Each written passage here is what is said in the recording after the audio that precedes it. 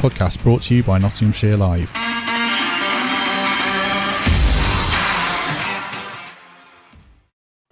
Hello, welcome to Garibaldi Red on a Friday night. Nottingham Forest have just drawn 1-1 with QPR, a deserved point, I think, as we'll discuss here in the company of, first of all, Reds fan Michael Temple. Temps, hello, are you well? Evening, Matt. All good here, thank you. And also joining us back after Monday's appearance as well is Mikey Clarke. Mikey, are you well? I'm good, Matt. How are you?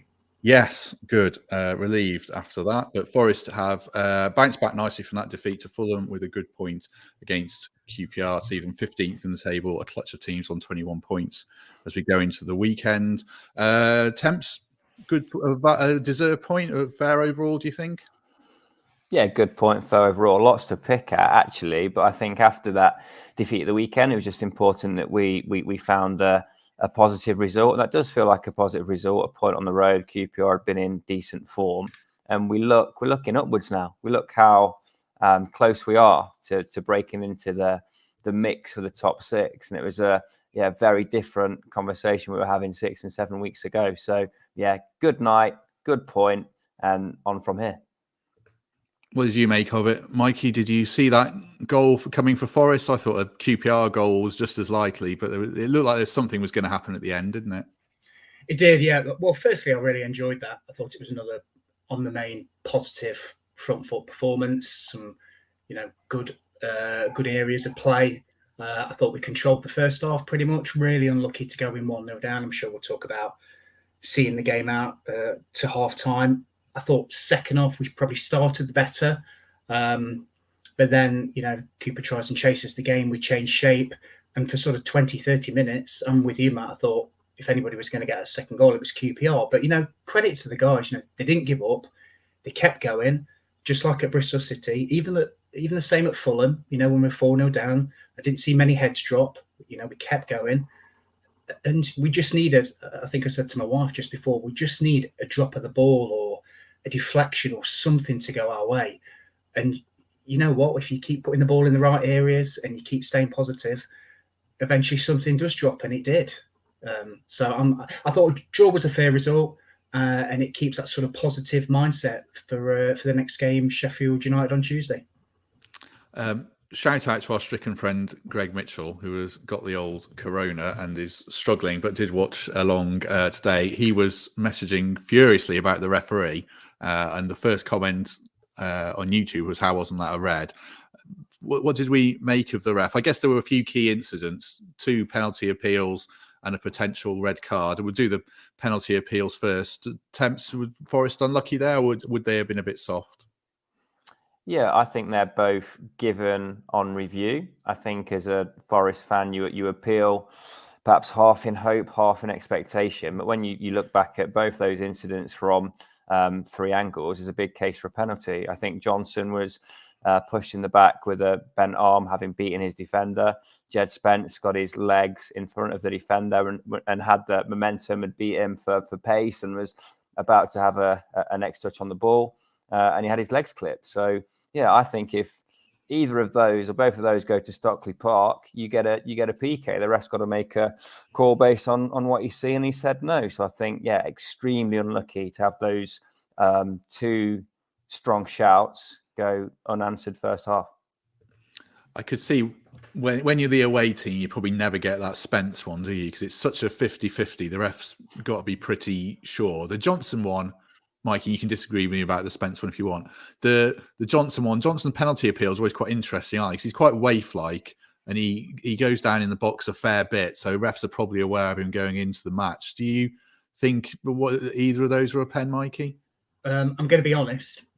When I watched them live, I didn't think either were. But, when you see the replay, certainly the first one, I was wrong watching that. I think that should have been given. I think, as Temp said, Johnson sort of uses his slight frame to shrug him out of the way at the start, bursts into the penalty area, and he almost sort of tries to get one back on him and leans into the back of him.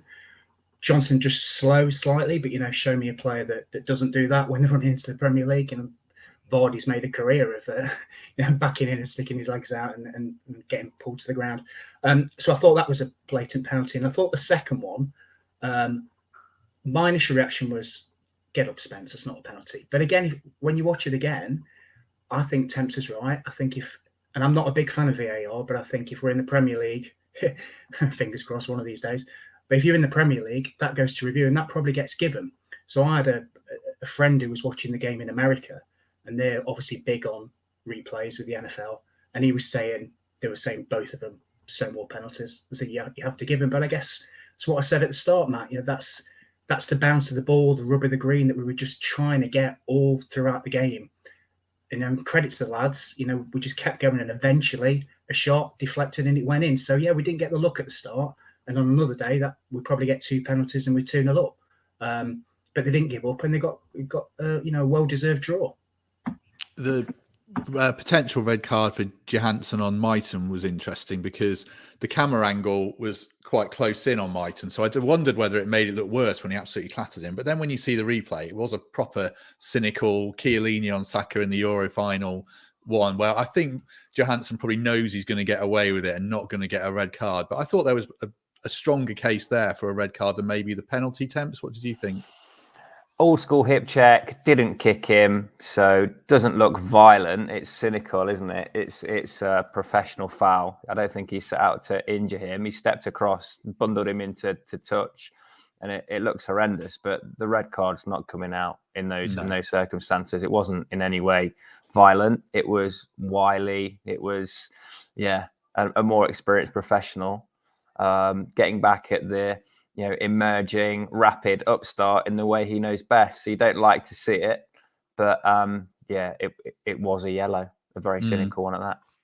Yeah, I think that's the thing, isn't it? If that went to VAR in the Premier League, then they wouldn't say it was a clear and obvious error, and it would still be a yellow. So it was a bit of a frustrating one, but it's the kind of thing I don't mind if Jack Colback does, to be honest, to a QP.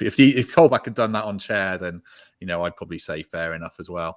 Right, talking of aging players, not that Jack Colback's getting that old, but Albert Adoma is. What happened in the first half with Albert Adoma? When I watched him for Forest, I thought his legs had gone. And when I watched him for QPR tonight, I thought his legs had gone. But we made him look like David Ginola playing for Newcastle at times. And Max Lowe and Spence had nightmares with him in the first half. And I don't think he was man of the match, but Lee Hendry gave it to him, but whatever. What did you make of the wing backs, Mikey, tonight? Was it an off night for both of them? Or certainly I felt it was for Lowe. Yeah, I don't think Lowe had his best game for Forest. But, just going back to what Temps was saying about Mighten, I seem to remember a challenge from a Swansea player season or two ago that Martin's just so quick, and he sort of tried to kick him into the stand and got sent off. It was very similar.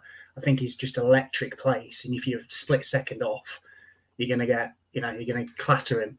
But yeah, it was probably an amber card. Do they have them? I think between the yellow and the red. But there you go. Yes, I don't think our wing backs had the best game, but then again, Adoma is a wily character. He's been in many promotion runs, played in the Premier League, knows what it's all about. I remember a goal that he set up against Derby in the Cup at home, where he beat 3-0, and he did exactly the same turn. So on his right foot, came back in on his left. I think he left the Derby fullback, paying to get back in or whatever they say. It was a bit the same. It probably was, actually. I should check the team.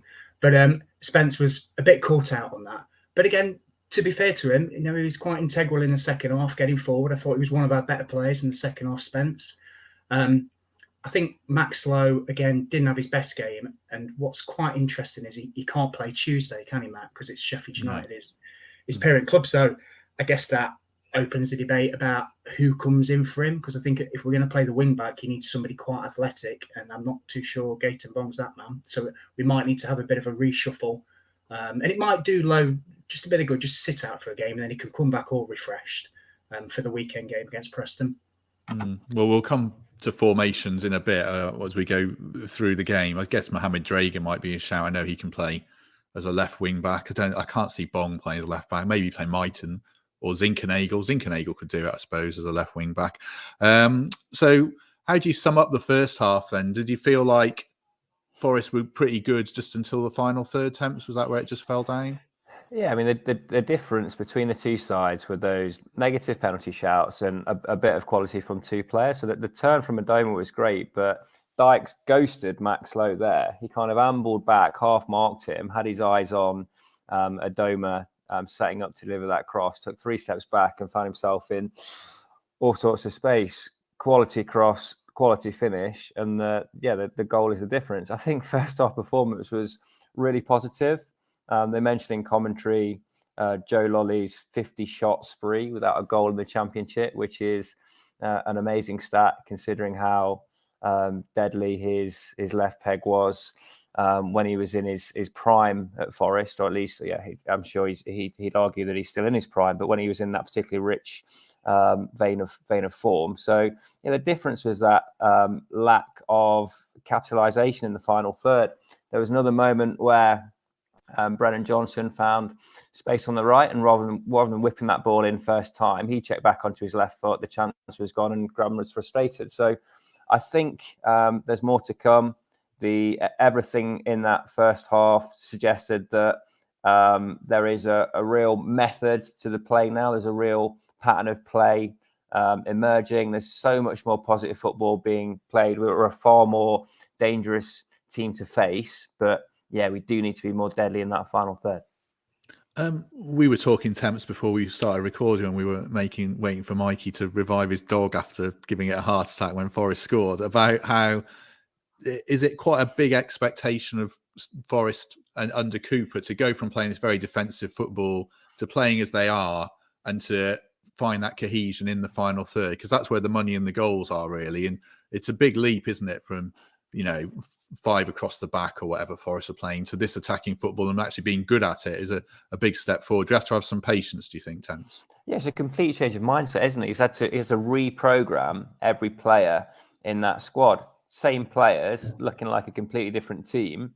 And we would be moaning previously about having those 2 holding central midfielders playing together and how that was suffocating Forest. And Steve Keeper's found a way to accommodate those boys in the side, in Colback and Yatesy, who've been excellent in recent weeks, whilst unlocking the poise and pace of the wide men. Max Lowe was poor today.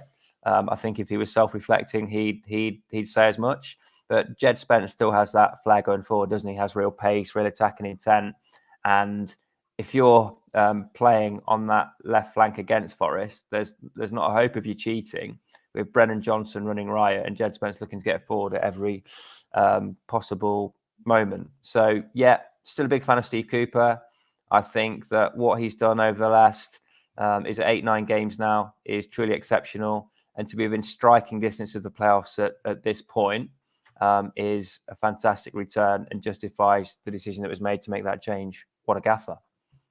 I think Temps makes an interesting point about the midfielders, Mikey, doesn't he? I mean, I thought Colback was good before he scored. He had that knack of, he was the only one who could handle the dome. I thought he kept getting his body across him down that wing. And also he's made a couple of useful interceptions on the edge of the box. And I thought Yates was once again Forest's best player.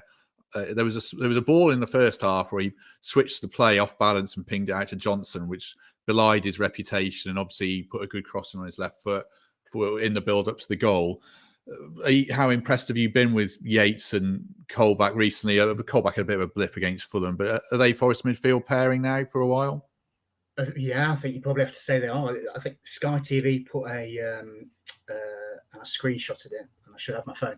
They put a graphic up about Yates and his impact at Forest, and I think it was either first or second for everything, from passes, chances made, running, all that sort of stuff. So I think that supports the narrative that he's very important at the moment in that Forest midfield. I know he's not everybody's cup of tea. And I think a lot depends on the partner that plays with him. But I think Colback did really well tonight. And I would have said that had he not smashed in an equaliser from 20 yards. I think you're right, Matt. I think he showed his experience against Dodoma as well, tracking back, getting his body in the way. Some of his passes were nice and neat. I also noticed with Colback as well, when we went to a back four, he was the one that was dropping in and making that third centre-back and picking the ball off and sort of keeping it sort of moving and keeping it nice and neat, which shows his, I guess, adaptability and usefulness to the Forest side, that he can play. He can pick the ball off the centre-backs. He can be that box-to-box. He can tackle players like Adoma and run back. He made a couple of good blocks in the first half, and he can also pop up in the last minute and get you a point. So I think it's his shirt at the moment, absolutely. I don't foresee too many changes in the next game against Sheffield United. Obviously, with Max Lowe not playing, they're going to have to fill that left wing back role.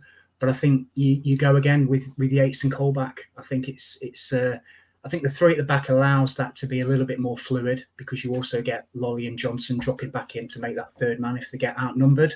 But I have to say, for 60 minutes, I thought we were the better team. It was only probably really when we went to a back four and the game got stretched because we tried to chase the game, did we become more open. Samba made a great save. Spence made a fantastic block when he's through on goal. You know, that could have been 2-0 and game over. But we rolled the dice, and yet again, Steve Cooper has come up with getting some points out of nothing. My dad texts me saying Houghton would have settled for a 1-0. And he's probably right, to be fair. Although obviously he'd never come out and say that. But I think it's sometimes you dare to achieve, don't you? And by going for that back four, getting your Martins on the pitch, your Zinchenko, your Lyle Taylors, pushing the fullbacks forward and allowing Colback to drop back in, it just gave us that extra man up front, and it dropped to us and we smashed it in. So on another day, we might lose that 2-0. But I applaud Steve Cooper's mentality of trying to change it to try and get back in the game. And I think it's something we wouldn't have seen over the last year or two. Absolutely not. Yes, you cleverly segued into my next point there, which is very kind of you. There's a point in the second half where Sky flashed up, as is pointed out here, about Forest possession and absolutely dominating the ball. I'm not sure how much they were doing with it. And then they did change and they did get open. I don't know if it really helped or hindered Forest, but do you give Temps Cooper a lot of credit again for being bold enough to make a change and not thinking, well, if we stick with this formation, we might get something? Or is it a kind of, like Mikey says, kudos to Cooper there or not? Yeah, definitely. He throws the dice, doesn't he, and has that attacking intent. Similarly, I don't think he'd shut up shop with 25 minutes to go if he was holding a lead in the game. And I think in the position that we're in, being aspirant mid-table at the minute and trying to grab every point we can, that's how it has to be.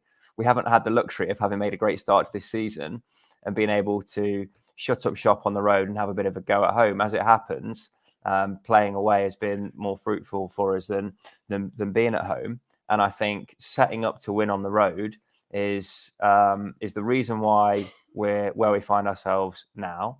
And if we do go on and capitalise on the position, will be the reason why that happens. So I hope it continues. I'm sure it will. I think he's an attack-minded manager. He'll have some business to do in January. I don't think any Forest fan feels that we have quite enough strike force at the minute, quite enough striking power at the minute. I think another number 9 coming in January would be a really positive thing.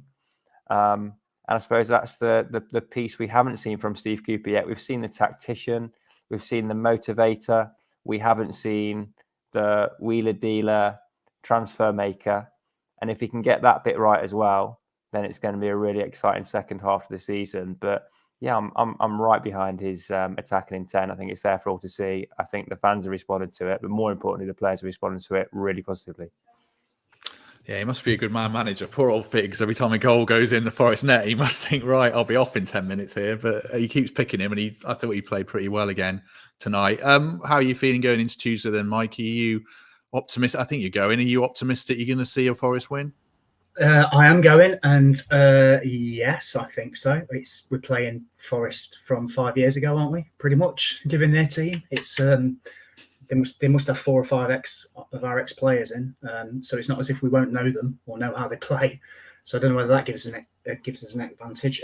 Also saw another stat around Sheffield United's goals that they score in the second half. So I think we probably just need to be a bit mindful of that.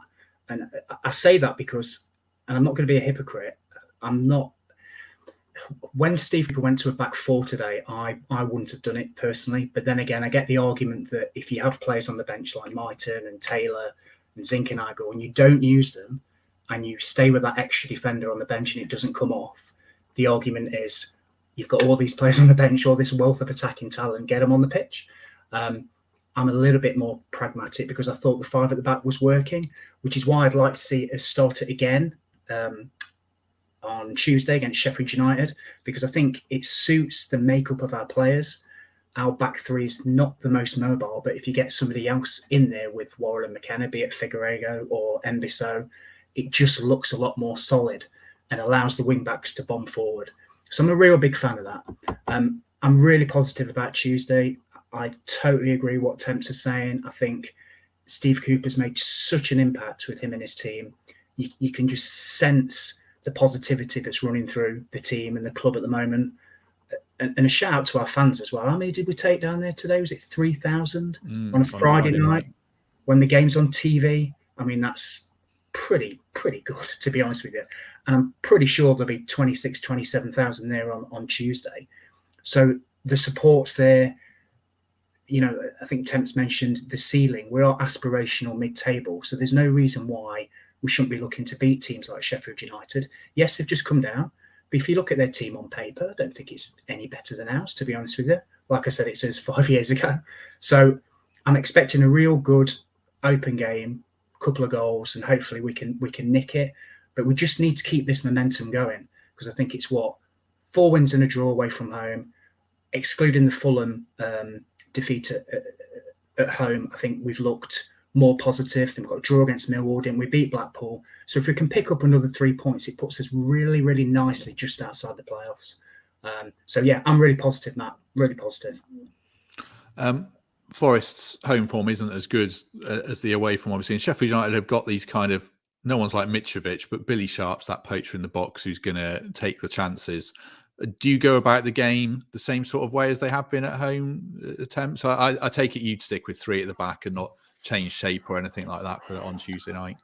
Yeah, I'd definitely keep the shape. I think the wealth of attack-minded squad players that we have, the answer is to get one of them in and to coin a phrase, put a square peg in a round hole, rather than bring Bong in or some other, player who's proved to be slightly substandard. Frankly, I'd try and squeeze in a player with more attacking intent. If we can get Lolly and Zinkernagel in the same side, maybe Myton's more of a like for like. I don't know, but I wouldn't change the shape.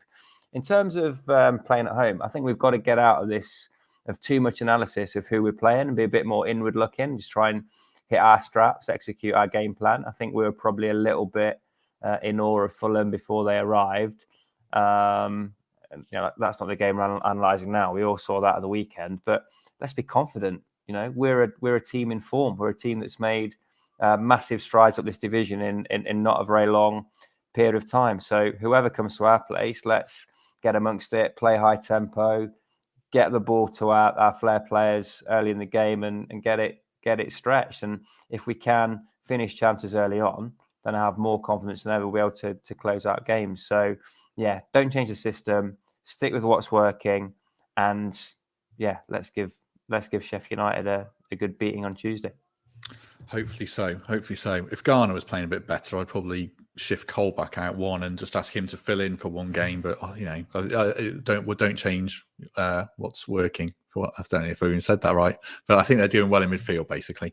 Right, we shall end it there. So thanks very much to everyone who's watched along, and we'll be back on Monday with episode 100, which I've got something planned for, but if I say what it is, it'll just won't come off and I'll jinx it. So hopefully everyone joins us on Monday to see that, or Tuesday if it comes out a day later. Temps, thank you very much. No problem. And when your mystery guest cancels for your 100th show, someone really famous, I look forward to that last minute call, Matt. It's going to be quite a scramble. Yeah, well, it's taking place near where you will be on Monday, so you won't have to go far. So that'll be something. So keep your phone on. Mikey, thank you very much as ever. No problem, Matt. Enjoyed it. Thanks a lot. And we shall see everyone soon.